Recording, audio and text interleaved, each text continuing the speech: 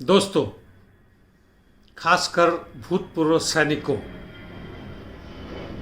One rank one pension पे supreme court का verdict आज आ गया है। और पहली लाइन में बता दूं कि यह हमारे पक्ष में नहीं गया है, बल्कि यह जीत हुई है मोदी सरकार की। यह केस 2015 से चल रहा था।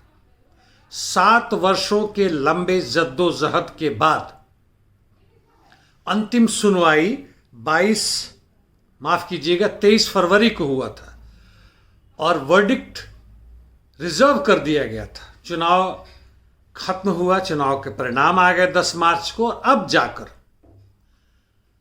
उसके तकरीबन हफ्ते भर के बाद आसपास में यह वर्डिक्ट दिया गया। इसको नकारने का मुख्य कारण सुप्रीम कोर्ट के हिसाब से 2 है। एक तो no constitutional infirmity in the OROP principle adopted. ऐसा कुछ नहीं, कॉन्स्टिट्यूशन में ऐसा कुछ नहीं लिखा गया है, ना ही कोई लीगालिटी ऐसा है। दूसरा कारण कि जिसके तहत यह माना जाए कि आप एक रैंक में ही यदि आप रिटायर किए हैं तो आपको एक समान पेंशन मिलेगा।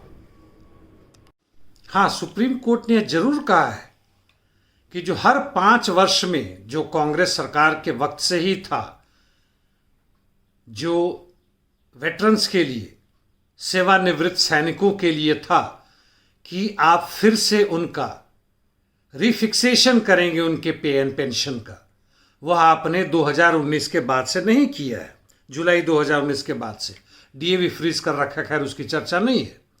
आप उसे करेंगे और 3 महीने के अंदर में जो बकाया बनता है उन्हें दे देंगे। यह कोई महत्वपूर्ण नहीं है। इस पर कई महत्वपूर्ण सवाल उठेंगे साथियों, कई तरह की बातें होंगी। खासकर एक सवाल ESM एक्स सर्विसमैन का जो एसोसिएशन है उसके ऊपर आता है कि हम लोगों ने जो संघर्ष का रास्ता था उसे छोड़ दिया और जो भी भाजपा सरकार कहती थी उसके पीछे हम चल पड़े। अभी श्री राजनाथ सिंह, उसके पहले श्रीमती निर्मला सीतारमण, उसके पहले लेट हमारे जो दोनों के दोनों रक्षा मंत्री थे कि भाई ये नए रक्षा मंत्री जरूर दिलाएंगे। और उन्होंने कहा कि हम जो संघर्ष कर रहे हैं, जंतर मंतर पर जा रहे हैं, उसका फोटो निकाल रहे हैं, इससे सरकार हमसे नाराज हो रही है और सरकार हमें नहीं देगी, इससे सरकार के साथ हमें मिलजुल कर रहना चाहिए। और इस तरह से हमने संघर्ष के रास्ते को खत्म कर दिया। आज यदि हम 100 लोग भी जमा होना चाहें तो बहुत मुश्किल होगी। खैर, एक तो यह है।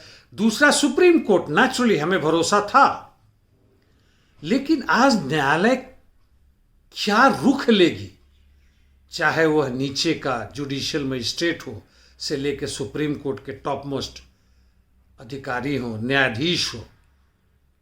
वही हालात मीडिया में, पुलिस में, मिलिट्री के टॉप जनरल्स पे, मैं केवल भारत ही नहीं पूरे विश्व की बात कर रहा हूं, एडमिनिस्ट्रेशन की, राजनीतिज्ञों पे सवाल उठता है कि वो क्या बोलेंगे और क्या करेंगे, कोई भरोसा नहीं है।